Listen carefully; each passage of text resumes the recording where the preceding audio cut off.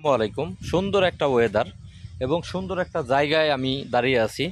এখানে দুইজন লোক বসে আছে, তাদের সাথে একটু পরিচিত হই। ভাইয়া, আপনারা কোথা থেকে আসছেন? আমরা তো আসছি ঢাকা থেকে। এখানে এখানে দিয়ে আলাউদ্দিন ভাই। ভাই কেমন আছেন? আছি আলহামদুলিল্লাহ। আর এই যে দেখেন আমাদের রফিক ভাই। এই রফিক ভাই, আপনি এখানে মন খারাপ করে বসে আছেন কেন? এমনিতেই হুম, এমনিতেই কিছে, মন ভালো না? মন ভালো না দেখেই তো আইছি। তো মন ভালো না কেন, কি সমস্যা? না কোনো সমস্যা হ্যাঁ, এখানে বেড়াতে আসছেন, কেমন লাগছে এখানে? না, ইনশাল্লাহ খুব ভালো। খুব ভালো না? আচ্ছা। আলাউদ্দিন ভাই, আমি জানি যে হ্যাঁ মন খারাপ করে না, সবসময় হাসি খুশি থাকে। যে কি করতেছেন এখানে? আমি আলাউদ্দিন ভাই তো এখানে দেখা যায় ভিডিও তৈরি করতেছে। ভাই, কি ভিডিও তৈরি করতেছেন? ভিডিও তৈরি করতে আসছি। এটা আসলে নদীর কাছে এলেই সবার মন ভালো হয়ে যায়।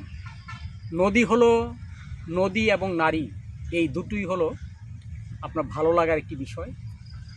আর আজকে আমরা এখানে এসেছি সেটা হচ্ছে আপনার তুরাগ এবং শীতলক্ষ্যা নদীর দুইটি সংমিশ্রণে যে নদীটা, এটা হচ্ছে এই নদী। এই যে দেখতে পাচ্ছেন এই নদীর এই যে আমার যে পিছনে দেখতে পাচ্ছেন জলস্রোতটা, এটা। এই নদীটা যে পড়েছে শীতলক্ষ্যায়। আজকে নদীর যে প্রবাহমান স্রোত দেখে আমার খুব কষ্ট পাচ্ছি। এই নদীর প্রবাহমান স্রোত দরকার ছিল অনেক বেশি। এই নদীটাকে একেবারে বৃষ্টি করে ফেলেছে আমাদের ইন্ডাস্ট্রিয়াল যেই কলকারখানাগুলো।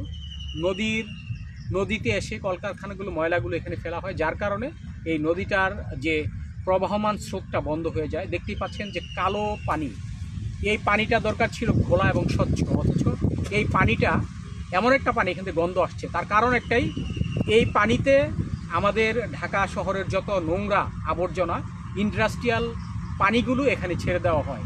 রাসায়নিক কেমিক্যাল দ্বারা যখন এই পানিগুলো চলে আসে এখানে, তখন এই নদীটা নষ্ট হয়ে যায়, এই নদীর মাছ নষ্ট হয়ে যায়, এলাকার যে আপনার ফসলি জমিগুলো এগুলো নষ্ট হয়ে যায়।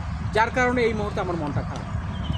এখানে আপনারা আর একটা জিনিস দেখেন, কত বড় একটা কি বালুর বালগেট না?